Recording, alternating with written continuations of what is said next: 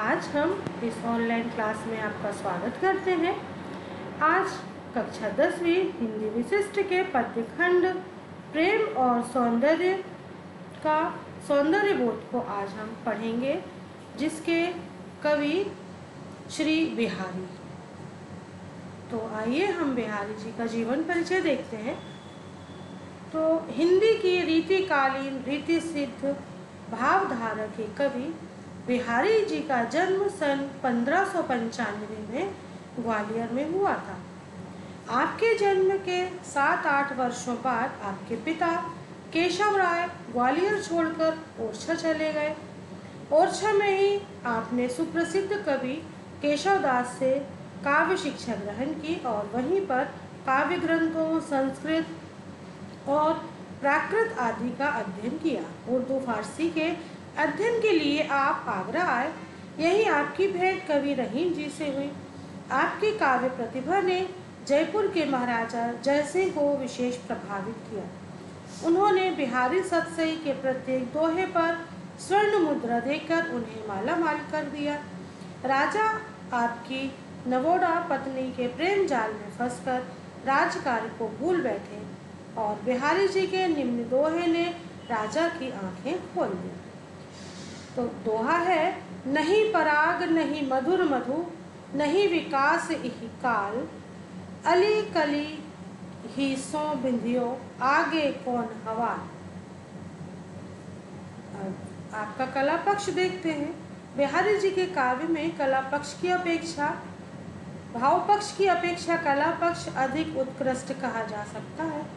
एक एक दोहे अपनी शब्द प्रतिभा से अभिव्यंजना से नायक नायिका के भावों के ऐसे शब्द चित्र प्रस्तुत किए हैं कि चमत्कार दिखाई पड़ता है। आपकी भाषा बिहारी जी के काव्य की भाषा साहित्यिक ब्रज है। भाषा में पूर्वी प्रयोग के साथ साथ बुंदेली भाषा का भी प्रभाव दिखता है और आपकी भाषा परिमार्जित और भावाभिव्यक्ति के अनुकूल है। इसमें श्लेष, यमक, अनुप्रास और अतिशयोक्ति अलंकार का प्रयोग है। अलंकार योजना में बिहारी जी ने अद्भुत प्रतिभा का परिचय दिया। छंद, दोहा छंद का प्रयोग किया है। दोहे जैसे छंद में सागर में गाघर भरा है, जिसमें कम शब्दों में अधिक बात कही जाए का मतलब होता है सागर में गाघर भरना, गाघर में सागर भरना। तो ये दोहा है, सतसैया के दोहरे जो नाविक के तीर, देखन में छोटे लगे घाव करें गंभीर। तो इस छंद के माध्यम से बिहारी जी ने गागर में सागर भरने का प्रयास किया है। उनकी शैली मुक्तक शैली का प्रयोग किया है और सतसई की शैली सामासिकता प्रधान है। और बिहारी जी का साहित्य में स्थान, रीतिकालीन रीति सिद्ध कवियों में बिहारी का स्थान सर्वोच्च है। कम शब्दों में अधिक से अधिक मर्मस्पर्शी अर्थ की अभिव्यक्ति की क्षमता होने के कारण सर्वत्र सतसई की प्रशंसा की गई है। यह ग्रंथ श्रृंगार रस का अथाह सागर है, जिसकी ख्याति सतसई को मिली है। उतनी और ख्याति किसी और ग्रंथ को नहीं मिली। शैली की मौलिकता, काव्य कौशल, चमत्कार, मार्मिकता और अर्थ गांधीर्य का समन्वित सौंदर्य सर्वाधिक है। अतः हम कह सकते हैं कि बिहारी रीतिकालीन काव्य चेतना के सर्वप्रथम कवि हैं। इस दोहे से राजा को कर्तव्य का ज्ञान हुआ और गुरु बाबा नरसिंह दास थे। आप सन 1963 के आसपास परलोकवासी हुए। आपकी रचनाएं हैं। बिहारी जी की मात्र एक रचना बिहारी सतसई है, जिसमें 719 दोहे हैं। भाव पक्ष, बहुमुखी प्रतिभा संपन्न कवि बिहारी श्रृंगार रस के कवि हैं। श्रृंगार, प्रेम और रस को त्रिवेणी सतसई में प्रवाहित है और बिहारी सतसई का प्रमुख प्रतिपाद्य विश्व प्रेम, सौंदर्य एवं भक्ति है। श्रृंगार रस के संयोग और वियोग दोनों पक्षों का आपने मणिकांचन सहयोग सतसई में किया है। श्रृंगार रस के भावों अनुभावों का अद्वितीय सजीव अभिव्यंजना इस दोहे में है। बतरस लालच लाल की मुरली धरी लुकाई, सोह करे होहनी हंसे, देन कहे नहीं जाए। इन दोहों के भावों की ऐसी गहनता है कि पाठक भी भाव विभोर हो जाता है। अब आइए बच्चों देखते हैं हम कविता सौंदर्य बोध का भाव सारांश क्या है। रीतिकालीन कवि बिहारी लाल जी ने श्री कृष्ण की वेशभूषा एवं सुंदर छवि का वर्णन किया है। उनका पीताम्बर प्रातः काल की पीली धूप की भांति सुशोभित है। श्री कृष्ण का सौंदर्य इतना अपूर्व है कि कोई भी कवि उनके इस अलौकिक सौंदर्य के वर्णन में सफल नहीं हो सकता। और उनका जो सौंदर्य है अभूतपूर्व है, बहुत सुंदर है। श्री कृष्ण जी के मस्तक पर लगा लाल रंग का टीका सूर्यमंडल में प्रवेश करके उनके सौंदर्य में चार चांद लगा रहा है। उनका जो टीका है वह सूर्य की रोशनी में और अधिक सुशोभित और आभा बिखेर रहा है। श्री कृष्ण के हृदय में राधा निवास करती हैं। उनका सौंदर्य उर्वशी अप्सरा से भी अधिक है। वो बहुत अधिक रूपवान है राधा रानी। नायिका का मन नायक के प्रेम के कारण सांसारिक कार्यों में नहीं लगता। उसका चंचल मन नायक के ध्यान में निमग्न रहता है। नायिका को अपनी चारों ओर नायक श्री कृष्ण की छवि ही दिखाई देती रहती है। आइए अब हम इसका पद 1 उसकी संदर्भ प्रसंग और व्याख्या को देखते हैं। सबसे पहले इस पद का वाचन करिए। मैं उम्मीद करती हूँ बच्चों मेरे साथ साथ आप भी इस पद का वाचन करेंगे। सोहत ओ पीतु पटु श्याम सलोने गात, मनो नीलमणि शैल पर आतपु परियो प्रभात। इसके कठिन शब्दों के अर्थ देखते हैं। सोहत मतलब शोभा दे रहा है, सलोने सुंदर चमकीले, गात मतलब शरीर, शैल मतलब पर्वत और आतपो मतलब घाम या धूप। इसका संदर्भ है बच्चों, आपको मालूम संदर्भ कैसे लिखते हैं? आप बोलिए कि संदर्भ में क्या लिखा जाता है। वेरी गुड, आपको पता है। चलिए फिर भी हम बताते हैं कि संदर्भ में लिखते हैं कि प्रस्तुत पद हमारी हिंदी पाठ्यपुस्तक के प्रेम और सौंदर्य नामक शीर्षक से लिया गया है। इसके कवि श्री बिहारी हैं। और इसका प्रसंग देखते हैं तो यहाँ पर पीताम्बरधारी श्याम सुंदर श्री कृष्ण के स्वरूप का खूब ही सुंदर मनमोहक अंकन किया गया है।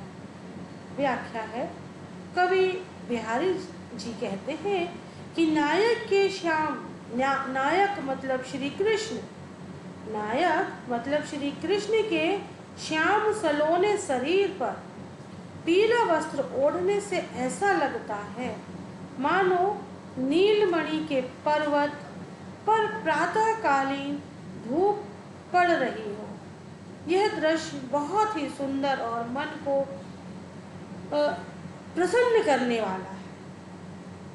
इस पद का विशेष देखते हैं। इस दोहे में नायक मतलब श्री कृष्ण के शारीरिक सौंदर्य का वर्णन किया गया है।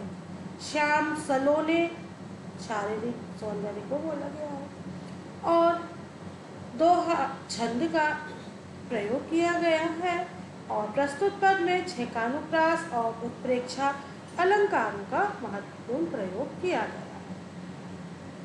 अब आते हैं पद दूसरा।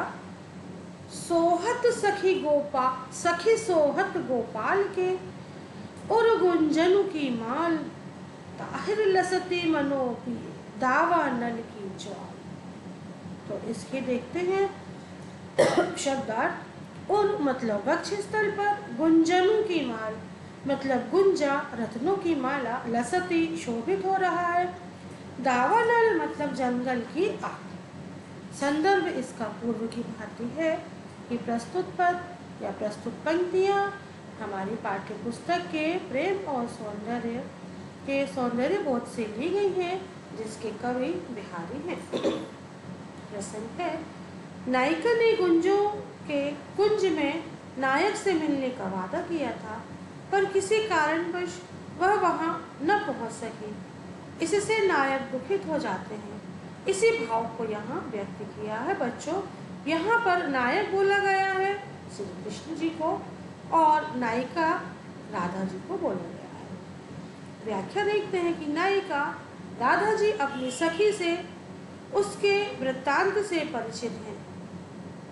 कहते हैं कि कृष्ण के हृदय पर गुंजमाला मुझे ऐसी लगती है मानो उस कुंज में मुझे न पाकर इनको जो दुख रूपी दावानल का पान करना पड़ा, उसी की ज्वाला बाहर निकल रही। इसे देखकर मेरी आंखों को बड़ा ताप होता है। विशेष है, गुरुजनों के मध्य नायिका अपनी बात को संकेतों के माध्यम से कहना चाहती हैं और अनुप्रास एवं उत्प्रेक्षा अलंकारों का प्रयोग किया गया है। अब पद 3 है, वाचन करते हैं इसका। लिखन बैठी जाकी सभी, लिखन बैठी जाकी सभी, गही गही गर्व गरूर, भय न केते जगत के चतुर चितेरे टूर। शब्दार्थ है, सभी सभी मतलब यथार्थ चित्र, गर्व गुरूर घमंड के साथ, केते कितने, जगत संसार के, चितेरे चित्र बनाने वाले, कूर विदलित या बुरी तरह से विकृत। संदर्भ वही पूर्व की भांति है कि प्रस्तुत पर प्रेम और सौंदर्य के सौंदर्य बोध से लिए गए हैं और इसके कवि श्री बिहारी हैं। और संदर्भ है, इस दोहे में नायिका की सखी नायक से उसके क्षण क्षण पर बढ़ते हुए यौवन तथा शरीर की कांति की प्रशंसा कर रही है। व्याख्या है, नायिका की सखी राधा जी की सखी नायक मतलब श्री कृष्ण से कह रही हैं कि भला मैं बेचारी उस नायिका की प्रतिक्षण विकसित होती हुई शोभा का वर्णन कैसे कर सकती हूँ कि मैं जो राधा रानी प्रतिदिन सौंदर्य को और अधिक प्राप्त हो रही हैं, उनके रूप सौंदर्य का वर्णन मैं आपसे कैसे करूं? उसका यथार्थ चित्र लिखने के लिए घमंड में भर भर कर बैठे जगत के कितने चतुर मूढ़मती नहीं हो। विशेष है, नायिका के शरीर के प्रतिक्षण बदलती रूप छवि का वर्णन किया गया है और अरबी भाषा का सभी या सभी अरबी भाषा का शब्द है जिसका अर्थ यथार्थ चित्र से है। अब है पद 4, इसका वाचन करते हैं।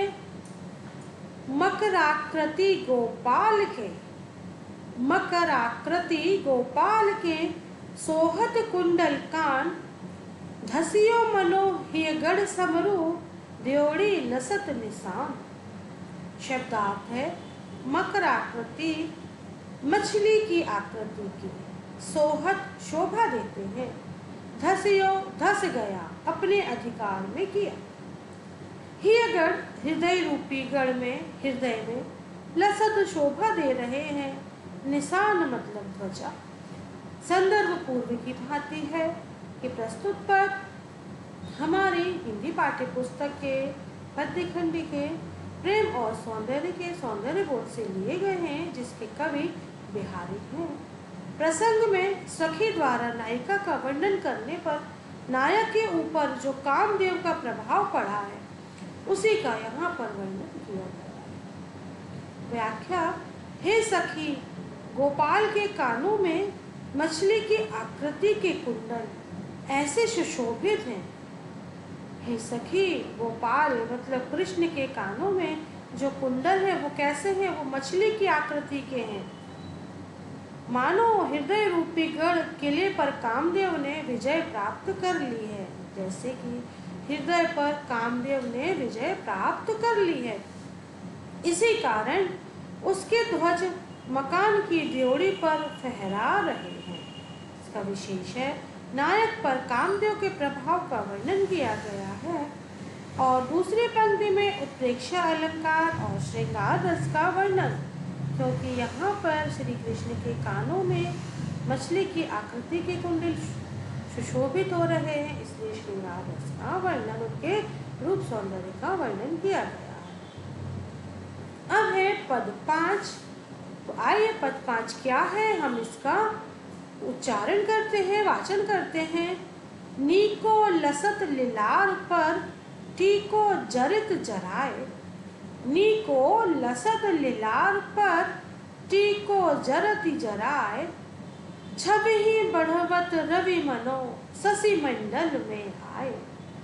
शब्दार्थ है, नीको का मतलब होता है अच्छा, लसत शोभा देता है, लिलार पर मतलब माथे पर, जरित जराए जड़ा हुआ, रवि सूर्य, शशि चंद्रमा, टीको माथे पर पहनने वाला आभूषण। संदर्भ पूर्व की भांति है कि प्रस्तुत पर हमारे पाठ्य पुस्तक हिंदी के सौंदर्य बोध से लिए गए हैं और इसके कवि बिहारी हैं। प्रसंग है, नायिका के जड़ाऊ टीके को माथे पर देखकर उससे रीझकर नायक कहते हैं। व्याख्या है, नायक श्री कृष्ण जी कहते हैं कि उसके ललाट पर जड़ाऊ काम से जड़ा हुआ टीका ऐसा लग रहा है।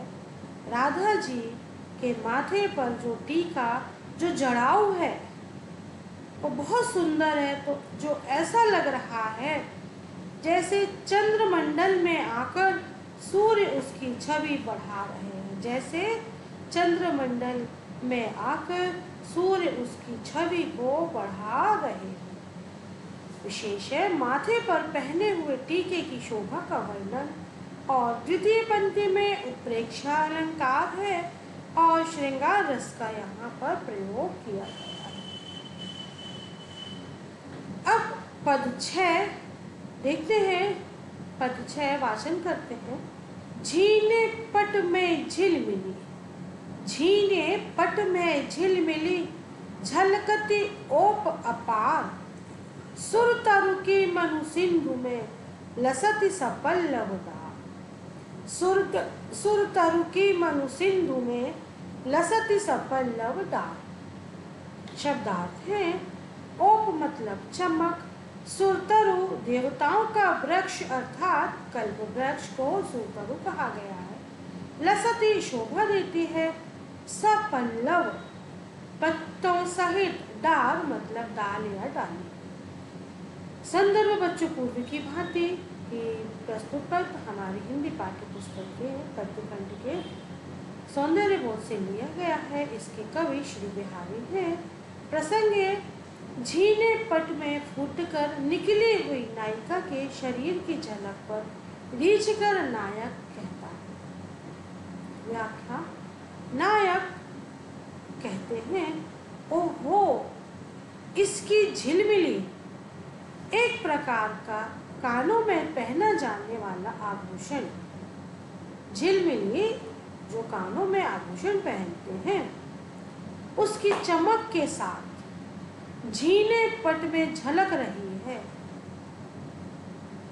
झीना पतला एक पारदर्शी कपड़ा, उसमें कानों के में पहने जाने वाले आभूषण की चमक झलक रही है, जैसे कल्प वृक्ष की पत्ते सहित एक डाल समुद्र में विलास कर रही हो। जैसे कल्प वृक्ष की पत्तों सहित डाल समुद्र में विलास कर रही हो। इस पद का विशेष है, झीले पट में झिलमिली की झलक का सुंदर वर्णन है और श्रृंगार रस और दूसरी पंक्ति में उत्प्रेक्षा अलंकार का वर्णन किया गया। अब है पद 7, इसका वाचन करते हैं। त्यों त्यों प्यासई रहत, ज्यों ज्यों पियत अघाई, सगुन सलोने रूप की जुन चख तृषा बुझाई। शब्दार्थ है, प्यासे ही रहत तो प्यास नहीं बुझती है। अघाई शक्कर पीने पर भी। चख नेत्र और तृषा मतलब प्यास। संदर्भ पूर्ववत है कि प्रस्तुत पद हमारे सौंदर्य बोध से लिया गया है और उनके कवि बिहारी हैं।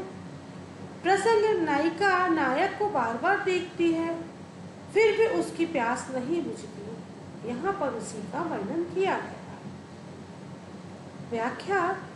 नायिका राधा कहती है कि मेरे प्यासे नेत्र ज्यों-ज्यों उस सगुन सलोने रूप को अघाकर पीते हैं, कि हमारे नेत्र जितना उन सगुन सलोने नायक श्री कृष्ण को देखते हैं, अघाकर पीते हैं, तब भी वे प्यासे बने रहते हैं, क्योंकि सगुन एवं सलोने खारे पानी से आंखों की प्यास बुझती नहीं और बढ़ती जाती है, क्योंकि हमारे आंसुओं का जो स्वाद है वो खारा होता है, नमकीन होता है। इसलिए कहा गया कि क्योंकि सगुन सलोने खारे पानी से आंखों की प्यास नहीं बुझती अपितु और बढ़ती जाती है। विशेष इसमें कवि ने यह भाव प्रकट किया है कि जैसे खारे पानी से प्यास तृप्त नहीं होती, उसी तरह नायिका के सलोने रूप को देखने की इच्छा भी पूरी नहीं होती। ऐसा लगता है कि बार बार हम नायिका के सौंदर्य को देखते रहे। अब है पद 8, इसका वाचन करते हैं। तो परवारो उर्वशी सुनी राधिके सुजान, तू मोहन के उर्वशी है उर्वशी समान। शब्दार्थ। उर्वशी नामक अप्सरा, सुजान चतुर। उर्वशी, यहाँ पे उर्वशी के दो अर्थ हो गए। एक उर्वशी का अर्थ है अप्सरा और दूसरा उर्वशी मतलब हृदय में बस गई है। अब इसका संदर्भ भी पूर्व की भांति है कि प्रस्तुत पद हिंदी पाठ्य पुस्तक के सौंदर्य बोध से लिया गया है और इसके कवि बिहारी हैं। प्रसंग है, जब राधिका जी ने यह सुना कि श्री कृष्ण किसी अन्य नायिका से प्रेम करने लगे हैं, तो उन्होंने मौन धारण कर लिया। सखी इसी मौन को छुड़ाने के निमित्त कहती है कि हे चतुर राधिका, सुन, तू तो इतनी सुंदर है कि तुझ पर मैं इंद्र की अप्सरा उर्वशी को भी न्यौछावर कर दूं। तू कितनी सुंदर है कि तेरे सामने उर्वशी जो इंद्र की अप्सरा है, उसका रूप सौंदर्य भी तुम्हारे आगे कुछ नहीं है और मैं उनको आपके सुंदरता के ऊपर न्यौछावर कर सकती हूँ। हे राधा, तू तो मोहन के हृदय में आभूषण के समान बसी हुई हो। हे राधा, आप तो मोहन के हृदय में आभूषण बन के बसी हुई हो, अतः दूसरों की बात सुनकर तुम मौन मत धारण करो, दूसरों की बातों पर इस तरह विश्वास मत करो। इसका काव्य सौंदर्य है, नायिका के मौन को छुड़ाने का उसकी सखी प्रयास करती है। उर्वशी में श्रेष्ठ, उर्वशी में यमक अलंकार है और श्रृंगार रस का प्रयोग किया गया है। अब है पद 9, इसका वाचन करते हैं। फिर फिर चित उत ही रहत, टूटी लाज की लाव, अंग अंग छवि झील में भयो भौर की लाव। इसका शब्दार्थ है, लाव नाव बांधने की रस्सी, लाज की लाव लज्जा रूपी लाव, झूमर या झुंड, भौर मतलब भवन। संदर्भ वही पूर्व की भांति है कि प्रस्तुत पद हमारी हिंदी के सौंदर्य बोध से लिए गए हैं और इसके कवि बिहारी हैं। प्रसंग देखते हैं। इस दोहे में नायिका अपनी सखी से अपनी स्नेह दशा का वर्णन करती है। तो सखी बोलती है, हे सखी, नायक के अंग और प्रत्यंग की छवि के झूमर में फंसकर मेरा मन भी भंवर में पड़ी हुई नाव जैसा बार बार घूमकर पुनः उसी स्थान अर्थात नायक की ओर लगा हुआ है। फिर से देखते हैं कि सखी कहती है कि हे सखी, नायक के अंग प्रत्यंग की छवि के झूमर में फंसकर मेरा मन भी जैसे भंवर में पड़ी हुई नाव बार बार घूमकर पुनः उसी स्थान पर आ जाती है, वैसा ही मेरा मन भी ऐसा ही हो रहा है। वह किसी दूसरी तरफ नहीं जाता, क्योंकि उसकी लज्जा रूपी रस्सी टूट गई है। इसमें काव्य सौंदर्य है कि नायक के प्रति विशेष आकर्षण से उसकी लोक लज्जा को मिटा दिया है। फिरी फिरी अंग प्रत्यंग में पुनरुक्ति प्रकाश अलंकार और बाकी के पद में अनुप्रास अलंकार का प्रयोग किया गया है। अब है पद 10, इसका वाचन करते हैं।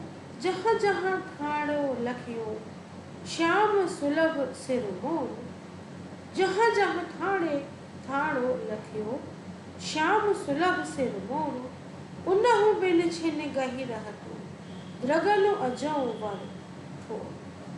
शब्दार्थ है, लखियो देखा सुभग भाग्यवानों का, सिरमोर शिरोमणि, अजौ अब भी, ठौर मतलब स्थान। और संदर्भ पूर्व की भांति कि प्रस्तुत पद हमारी हिंदी पाठ्य पुस्तक के सौंदर्यबोध नामक कविता से लिए गए हैं। इसके कवि बिहारी हैं। प्रसंग श्री कृष्ण के गोकुल से मथुरा जाने पर ब्रजबालाएं आपस में जो वार्तालाप कर रही हैं, उसी वार्तालाप का यहाँ पर वर्णन किया गया है। व्याख्या है कि ब्रज की युवतियां ब्रजबालाएं आपस में परस्पर कह रही हैं कि जिन जिन स्थानों पर हमने प्यारे श्री कृष्ण को खड़ा देखा था, उन स्थानों में उनके कारण ऐसी सुंदरता आ गई है कि उनके यहाँ न रहने पर भी हमारे नेत्रों को ऐसे प्रिय लगते हैं कि हम अब भी अपने आप को श्याम सुंदर के संग पाते हैं। इस पद का काव्य सौंदर्य है। सुबह सिरमौरों का अर्थ सुंदर पुरुषों में शिरोमणि श्री कृष्ण के लिए आया हुआ है और इस पद में श्री कृष्ण के अलौकिक प्रभाव और रूप सौंदर्य का वर्णन किया गया है। अब है बच्चों यहाँ पे प्रश्न उत्तर। तो पहला प्रश्न है, श्री कृष्ण के हृदय में किसकी माला शोभा पा रही थी? उत्तर है, श्री कृष्ण के हृदय में गुंजों की माला शोभा पा रही थी। प्रश्न दूसरा, गोपाल के कुंडलों की आकृति कैसी थी? तो अभी हमने पढ़ा है पद में कि गोपाल के कुंडलों की आकृति मछली के समान थी। फिर है प्रश्न, माथे पर लगे टीके की तुलना किससे की गई है? तो श्री कृष्ण के माथे पर टीके की तुलना सूर्य से की गई है। फिर है उत्तर कि गोपाल के गले में पड़ी गुंजों की माला की तुलना किससे की गई है? उत्तर है, गोपाल के गले में पड़ी गुंजों की माला की तुलना दावानल की ज्वाला से की गई है। दावानल वन में आग लगती है, उसको दावानल कहते हैं। प्रश्न दूसरा, श्री कृष्ण के ललाट पर टीके की समानता किससे की गई है? तो श्री कृष्ण के ललाट पर शोभित टीके की समानता सूर्य से की गई है। बच्चों, ये और प्रश्नोत्तर जो है आपकी किताब में है, आप इनको और देखकर अपनी कॉपियों में नोट करेंगे और इनको लिखने के साथ साथ आपको याद भी करना है। धन्यवाद।